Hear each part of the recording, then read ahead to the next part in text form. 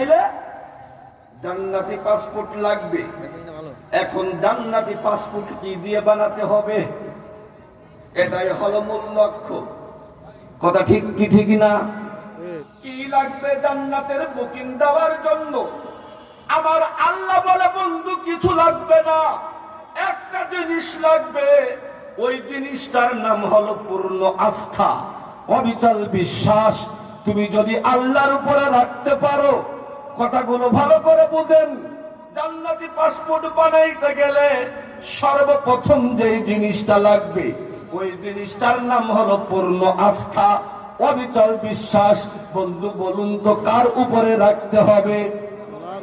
যদি কোনো বান্দা এ কথা বলতে পারে, ওগো আল্লাহ পাক, আমি পূর্ণ আস্থা অবিচল বিশ্বাস আমি তোমার উপরে রাখলাম, এই কথা বলার সঙ্গে সঙ্গে আল্লাহ বলে, বন্ধু তোমার পাসপোর্ট আমি আল্লাহ বানিয়ে দিলাম।